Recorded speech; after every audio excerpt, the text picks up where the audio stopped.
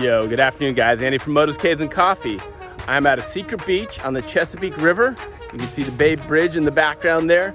And I just had a dual vlog with John from RoadReality.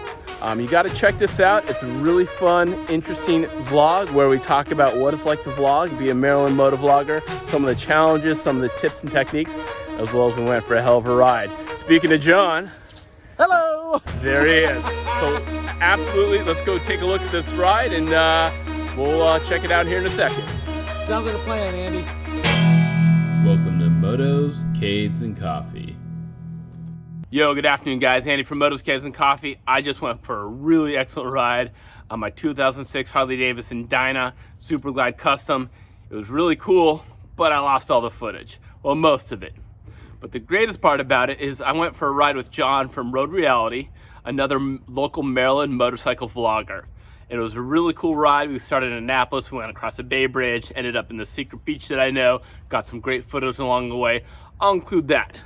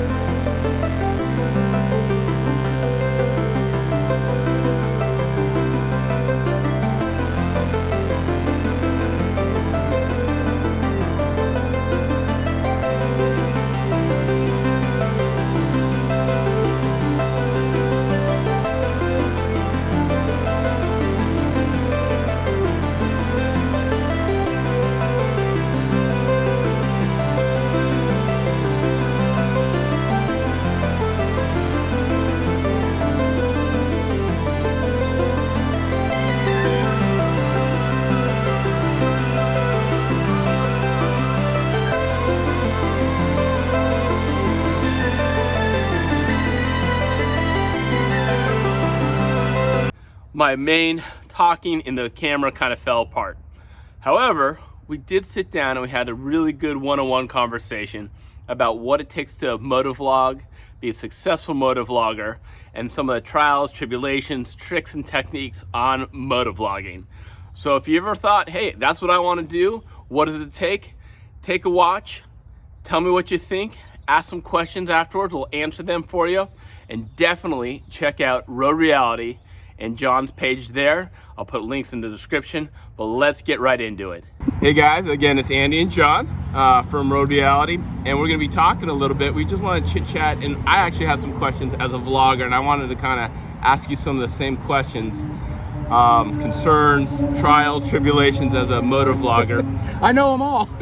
Right, I think we've experienced quite a few of them. We're both Maryland motovloggers. We are, yeah. But yeah, let's get right into it. So first of all, what kind of bikes do you ride, and what do you mainly ride? Well, I ride the Street Glide back here, and I've also got a pair of Kawasaki's, an 05 Vulcan 800 that I bobbed out with the blue collar bobbers parts because I'm not that mechanical. And they ship you everything. They give you like the RTV and silicone, and they even the ball Allen wrench. Okay. So that's pretty cool. And then I've got a 79 KZ 650 that runs when it wants to. Cool. And my viewers have seen those bikes on my channel. You'll see them. I put the bike that I'm riding in the thumbnail, so it's kind of plainly visible. Hey, you're gonna get great audio because he's on his Street Glider. Oh God, he's riding the Kawasaki again. I hear you. Currently I think I have 6 bikes right now, and a dream. It is, but it can be a nightmare as well too, trying to figure out what you're riding. I had to jump start my bike today just because I hadn't ridden it for so long. I'm on my Dyna. What year is that Dyna? That Dyna is a 06 Super Glide Custom. So it's got the 96 or has it got the 103? No, it's the 88. 88? It's the 88. I can't remember. I think it's the 88. Well, they went 88, 96, 103. I think it's the 88 fuel injected. It has at least a stage 2 or stage 3 kit on there. That's why it was so loud when I pulled in. It's so loud, right? And yeah. It has some get up and go. It is dual cam and fuel injected. But actually, so kind of what I thought and what I kind of want to ask you about is specifically motovlogging. We both do, like I said, we both do motovlogging. It's hard. It's really hard to motovlog. What percentage, how often do you do motovlogging, and what time constraint does it take you to motovlog? Well, I basically record every ride. I try to come up with a topic before I go out on the ride, and that's as much planning as I do. And then I go out and see whatever the hell happens, because we all know I've got the Scatterbrain series on my channel. If you haven't checked it out, I'm sure Andy will leave a link, but anything that says Scatterbrained on it, you're gonna get like 17 topics, because I went way off the rails. But generally, it's just whenever I can ride, I get out on 2 wheels and I ride. And then I always have the cameras on just in case inspiration strikes. Fair enough. Fair enough. How about you? So we talked about this kind of offline as well too, but I motovlog maybe once or twice a week. I also do arcade and coffee, and I'll get into that in a second. So I'm vlogging for my arcades a lot, coffee not so much. My arcades I'm once or twice a week as well. And those are great videos. Seriously, he gets it's just the wildest stuff. I can't even speak, but he's got these old arcade machines that he finds online or through word of mouth, and then he goes and buys them and fixes them up and sells them. And it's the neatest thing, as somebody that grew up playing arcade games, I love the nostalgia factor. Cool. Well, thank you. Thank you. You have another hobby as well too. Yeah, and why don't you put it together for us and tell us what it's about? Yeah, put it together. So I got little kids, right? They're like this tall. No, they're this tall. But they're big into the Lego. So my wife got me a Lego set, and then I found out that they made a Harley Fat Boy, and I was like, it's not a street glide, but it's a motorcycle built out of Lego. So I bought it and I put it together with my kid, and then 7 months later and 5 figures later, I have amassed quite a collection. And I could have bought a Z900 RS, like what was on my list, but instead I have a bunch of plastic bricks sitting around. Gotcha. But it's a lot of fun, because you get the building techniques, and it's like, it's not just stick this brick on top of that brick and go. It's like, oh, well, these 14 bricks are all put together in a certain way, and then they fit together with these other ones. And what you end up with is something that you never thought was even possible to build out of Lego, like the Batmobile or Millennium Falcon that I'm currently building. And it's just, it just makes you stop and say, wow, that's neat. Somebody thought of that, and then I get to build it myself. And then I have this model that sits on a shelf and is cool to look at. That's really cool. So I'm gonna give a quick shout out to Chopperfett, who just got a Z900 RS. Well, he's another motovlogger. All right, that's right. But he bought a 2018 root beer. I call it root beer. Yeah, it's cool. Root beer Z900 RS, which is the exact bike I want. So Chopperfett, I'm coming for you. I'm coming to Ohio to steal your bike. Now, now both motorcycles and Legos are your hobby, and I recommend vlogging about what you really enjoy, really like. I'm taking those are your 2 big hobbies or things that you really enjoy. Well, yeah, those are the 2 big ones, but they lead into the 3rd one, which is editing videos for you guys, because I love sitting down with DaVinci Resolve and spending a couple hours editing. So I record a lot, so I have a lot to edit. And that's a really big key here. Your average video, 10 minutes long, we'll just say roughly. Yep. How long does it take you to edit that? Hours wise. So it depends on how much footage I start with. Okay. But if I'm just recording like hey, I'm going to talk about this subject vlog, then it takes anywhere from 1.5 hours to 3 hours to get that video polished, because I do a rough cut, change camera angles, do sound design, do a playthrough, do all my little tweaks and overlays and intro and outro and all that stuff, and then I hit render, and then I watch through that to make sure that everything worked the way it's supposed to, because we all know the GoPros and everything else, they don't always work right. So once I've done that, then I'm like, okay, and then I upload it. But people forget, there's the thumbnail, there's the details, there's figuring out a title. So there's all that time. I guess I've got 4 to 5 hours in each video by the end of it. Concur. I've done this about 2-3 years right now. I've kind of pared it down a little bit. I got a technique going. I use Mac, so I use iMovie? No, not iMovie. I started with that, but I go with was it Pro? Filmora? No, it's a Shotcut. No, it's a Mac one. I'll remember the name. Okay. I'll put a link. Anyway, it's a Mac one. Kind of things. It's very similar. I will say, depending on the length of the video, it takes me anywhere from an hour on the short side. Yep. To 4 or 5 hours if I really have a lot of input and a lot of B-roll, a lot of cuts. And then I'm adjusting sound volumes. That's a big thing there. See, that's one thing that early on I got a cheat code for. Okay. Because I use Alex Audio Butler, which works with Premiere Pro and DaVinci Resolve. Okay. It's like $90. I did a review video on it a year and a half ago, because they actually had never, the company Unimule had never actually seen a motovlogger use their product. Really? So I reached out to them and they said, we will give you a free license if you show us how it works with your footage. Wow. And I was like, hell yeah, dude, sign me up. So I got that, and it does all the ducking. It picks up the vocals a little bit and does a little isolation there. And it handles all the sound design, so all the decibel levels are the same across all my videos. Gotcha, and you don't have to really cut and edit, and okay. I don't do any of that. That's probably the hardest part for me, is adjusting the sound. Absolutely. The other part of sound is the mics itself when you're motovlogging. It is a chicken bone voodoo technique to try. It's an art, not a science, for sure, to get it right. And I don't think you've done any of your test videos and published them, but I know you've done a lot of testing to get where you're at. Of course. I publish all my tests because in the early days I lacked for content, and then I sort of became known for the guy that breaks GoPro Maxes and tests audio. Right. So I've got like 4 mics that I've tested, and all the different scenarios, putting it here, putting it there, putting it here, and it's really hard. And do you wear a full face when you vlog? I always wear full face, and I'll actually show real quick so you can see. This has taken, I actually do have a video on this, actually a few. I got my GoPro adapter right here. I show how to install it in a few of my videos, and a ProShot chin mount. I use this because I do a lot of ADV riding, and it's actually a really good view angle right from the chin. Yeah. So I like that. So yeah, it helps a little bit, but I do have a dead cat and all sorts of stuff, and I've seen some of your videos as well too. Oh yeah.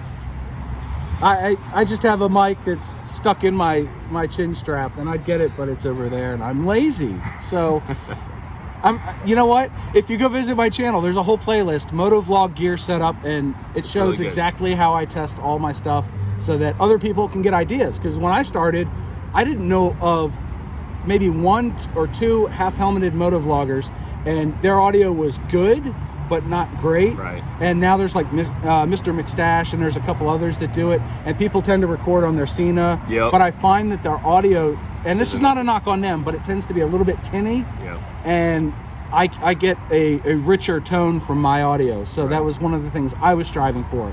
So just like everybody else, I'm special. Well, you do a good job on that. Thank you, I appreciate that.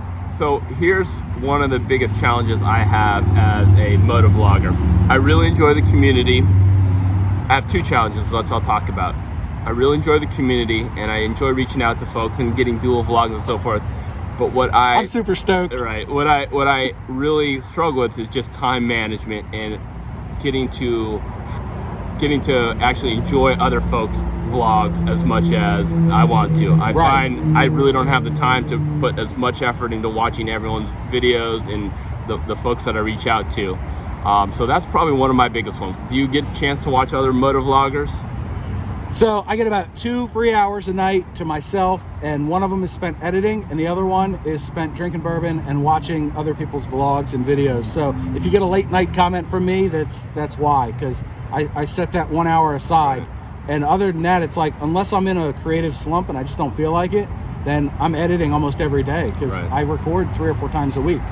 So that's why you're going to see some videos on my channel from October coming up, because it's 2 a week, and if I do any more than that, I find people get burnt out on my stuff. So it's kind of I record too much, and then I edit it, and then I feel pot committed because I've edited that video. I put the effort in. People should see it. So how long do they have to wait? So yes, I have the same problem. Gotcha. My watch later queue right now is at 462 videos. I can't keep up. I want to. You guys put out some great stuff, but it's really hard for me to do that. Another challenge I have as a motovlogger is just that. My channel is basically 3 ideas interesting: arcades, motorcycles, and coffee. As a motovlogger, or as someone interested in motorcycles, I really don't care about arcades. I don't care about coffee. As an arcader, I don't really care about motorcycles or coffee. And coffee guys don't care about any of that stuff. So what I notice is my channel growth comes in spurts and fits and spurts, right? Yeah. And And a lot of times when I put out a motorcycle content that everyone really likes, I have some unsubscribers at arcades. Yep. Put some arcade stuff, people unsubscribe for that were interested in motorcycle. So it is not a great idea, in my opinion, to focus on multiple different things. What have you found? That's so true, because I watch a lot of how to YouTube videos, and they always tell you, niche down, niche down, niche down, focus on one thing. But if you look, it can be done. And Andy's proof positive that you can do it. His channel's got about 2,500 subscribers right now. Not that I'm a fanboy or anything, but the people that do the multiple things, they have to find the audience that is in the middle of that Venn diagram. So people that are interested in motorcycles and arcades, they're going to stick around. The other people aren't going to stick around as long. I have found this because I do DaVinci Resolve tutorials, right. I do motorcycle stuff, and I've dabbled in the Lego thing, but I'm really kind of gun shy about it because I don't want to turn off. I just hit 1,000 subscribers, so it's like, I don't need 80 people to unsubscribe and YouTube to smack me on the wrist because I decided to put out Lego content. Right. But it can be done, but it's hard. But if you do have guys like Peter McKinnon, who I watch on a regular basis to kind of glean some tips and tricks, and he does camera stuff, but he also does his ADV riding and his four-wheeling and I don't know, mountain climbing, whatever the hell else stuff he does, but his is a lifestyle. It's a lifestyle. Yeah. So if you set up your channel as a lifestyle vlogging channel, you can get away with it because the people, and I've noticed this because recently my YouTube stats show 90% of my views for my vlogs are coming from subscribers. That's great. That's horrible.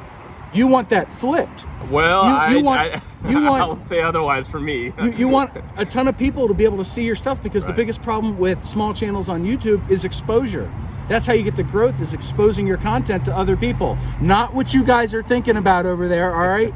Get your mind out of the gutter. But seriously, getting that exposure is how you can draw the people in, and the people that enjoy your personality, and I harp on this all the time in my videos, the people that enjoy your personality will watch you drink coffee, make coffee, buy coffee, will watch you buy arcades, play arcades. Like me, I watch his arcade videos because I find them fascinating and I enjoy Andy's personality. And that is the key. Higher than anything else in whatever you're creating for YouTube, your personality has to be front and center on display. Next up is audio and then video, but that personality, I'm a believer that that's what drives the growth. And I've seen it, and I talk about it in some upcoming videos. Because I always have upcoming videos. Well, I think that is absolutely true. Personality is a key for returned growth. Yes. That's my thought, is keeping those subscribers. But I also think that you have all those 90% video subscribers watching your video, they're more likely to talk about it and comment and share that, where people that just watch your video and hit subscribe and don't comment, they're not as likely to share. I will get some views on my specific videos, but I don't get a lot of comments usually. Really? You get a lot of comments. You think so? See, I think other people get more comments than me because I always have this self-defeatist attitude. Like, I publish a video and I go, oh, I got 42 views on the first day. Oh, and none on the second. And that's what my vlogs do. But yes, the 42 views are from Easy Rider Gregg and But you get comments on those, right? They do leave comments. By the way, I always answer every single one of my comments. I'm a big fan of that. So if it's a thumbs up, I will give you a thumbs up back. If it's words, I will give you words back. I am getting to a point where I get enough comments that it's hard to respond to all of them creatively and individually, right? And to still create more content, because for every time you check your stats on YouTube or you're looking at somebody else's video, you're not working on your own stuff. And it can sort of, it's this balance, this push and pull between consumption and creation. And the people say if you're consuming, you're not creating. But I always have a counterpoint, because I'm a counterpoint to Motovloggers, is if you are consuming smartly, then you're also getting more creative. So you're picking up a topic here or an editing trick there. For sure. That's why I watch very few of the bigger vloggers, because I've seen most of their tricks and they sort of get the same way all the time. But people like Peter McKinnon, they always have a new transition or a new filming technique. And I find that stuff inspirational for my own videos to take what I have and work with what I've got and make it better somehow. Very cool. Very cool. So if anybody wants, I can do tutorials on how I actually edit my videos. I've posted on Instagram a couple of screenshots of my timelines. I've seen it, and it's like it's 8 tracks here and 9 tracks over there, and I'm like 3 or 4 at most. I did one recently where I had the mic video. I saw that. I was mind blown. The mic video was crazy. You gotta go check it out. Yeah. But truth be told, I rendered the audio, or I rendered either the audio or the video I rendered the video. That's what it was. For that whole test scenario first. I rendered that out by itself. Okay. And then did the audio separately, because it was this whole mix and jumble, and I was really afraid of something getting screwed up. So I've done that where I have to like render a section of a video and then pull it back into the main timeline just to get the content the way I want. Cool. So here's a question for you. So another motovlogger, a Maryland motovlogger that I actually out of Annapolis. Life of Birch. Life of Birch. I mentioned him earlier in my video. So he just went full time. He did. He went full time. So huge congratulations. I'll put a link there. Good job, dude. He got me 9 subs, by the way. Oh, that's great. He's a I good joined dude. a live stream of his. Yeah. And we were talking GoPros, That's and good. like boop, 9 people joined. He's a good dude. Awesome. We've ridden Harley Davidsons together, and I saw that you interviewed him. Yeah, we had the same kind of deal. Look at me. I'm as good as Life of Birch now, right? What do you? So would you like to do it full time? Hell yeah. Okay. In a heartbeat. Okay. Absolutely. So I'll let you know. You need 1,000 subscribers. You need a certain amount of hours watched each. 4,000. 4,000 hours watched. And what I've found personally is you never know what video is going to hit. No. And that's okay, because you do what you like, and eventually one's going to hit. Is my thought. So I have a couple of experiences with that, Mm-hmm. and there was something I picked up, and I forget who told me, but it was, if you're going to do the same thing as somebody else, do it better, do it faster, or at least put your own spin on it. So when GoPro came out with the Hero 9 1.60 firmware, right, I saw a hole in the YouTube algorithm. There was no videos on it, and they were too long. So I did it my way, and it's one of my top performing videos. That's cool. And then recently GoPro announced big updates for the 10, 9, and 8. I didn't see anything on YouTube for that. It was 10 o'clock at night. By midnight, I had a video uploaded, and it was published the next morning, and that was the day I hit 1,000 subscribers. Awesome. Because I got like 10 subs that day from it. Awesome. It was ridiculous. And that one's gotten like 2,900 views now. That's great. That's great. And you never know which one's gonna hit. I checked at lunch because I don't have my phone on me at work, and I checked and I was like, why does this video have 300 views already? What the hell? Right. And then after work, it was like, you've hit 1,000 subscribers. I was like, oh my God, yes! Nice. And I recorded that, and I told my viewers in a video that I've got something in the works for it, but it's time management, right? I've got all the other projects to do. Right. So it's falling by the wayside, but I will get there. Maybe it'll be 1,100 sub. Thank you. There you go. So what else, this is really important for those looking to do this full time, is your videos, depending on what type of content you have, is the type of, so you need subscriber watching time, just hours watched. You need people engaging with it, thumbs up, commenting on it, and the type of video. If you're doing stuff on, I'll give you an example, on arcades, there's not a lot of money, even if I get a lot of views in that. But if I do something, I bought a Ford Maverick pickup truck. Yeah, congratulations. Thank you. Well, I can't wait for it to show up. I know it'll show up. That one got a lot of money because it's the advertisers that want to put out on that. Yes. Got a lot of views and a lot of money. That is huge. When I do Harley Davidson motorcycles, they get more. When I do Royal Enfield, they get less money, even though I'll get more views on it. So you gotta. And it changes day from day. It does. Because I've got videos that earned $1 a day or 50 cents a day that got 6 cents the next day, same number of views. It's all about a bid system that Google has had in place for many years, and since they own YouTube, they have a bid system for those video ads, and it's really kind of a luck of the draw who's going to bid on what day. Right.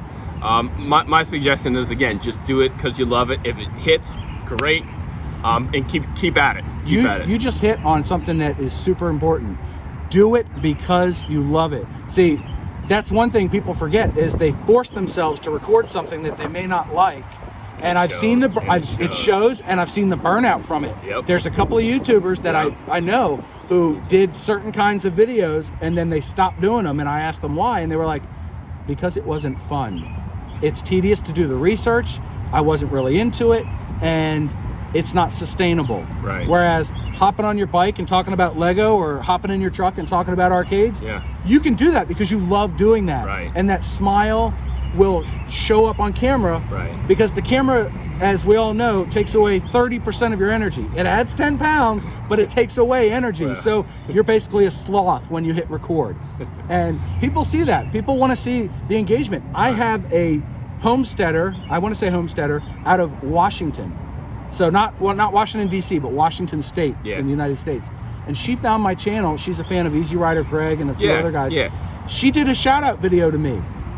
A homesteader from Washington liked my channel enough to put it in with their homesteader channels, and I got a whole new demographic of people that subscribed. It was 10 subs in a day. And awesome. it was like, wow, what is going on here? Because I'm seeing these comments like, came over from Ernie's channel. It's Earnie Hatmaker. And I'm like, I remember getting this sub, but I was like, who is this person? How did she find my channel? I watched one of her videos. I was like, okay, and I hit subscribe. I was like, I can get down with that. I used to be a farmer. And here she puts me in a shout-out video, and my wife turned to me and said, that woman should be your campaign manager. You need to hire her to make ads for your channel, because she just nailed your personality in a minute and a half. That's fantastic. If only I could talk about my personality for a minute and a half and not 20 minutes. But it's a wonderful thing to see that growth outside of the motorcycle sphere. Okay. Right? Yeah. Well, what questions do you have for me about vlogging in particular, or do you have any? I think you've answered all the questions I could come up with. I'm kind of a dullard when it comes to asking questions. I'm the guy in the interview that, the company says, hey, do you have any questions for us? And I say, no, I'll think of some and email you later. So I'll give you a little tip then. Yes. Okay, so I do a lot of interviews. I have, and I've had to learn how to give interviews myself. And this one probably, this one is a back and forth conversation, not necessarily an interview. But what I've learned is, if you are giving an interview, ask your question and shut up. You really want to let the person that you're giving the interview talk and get their personality out. I've been hammered by comments in my channel.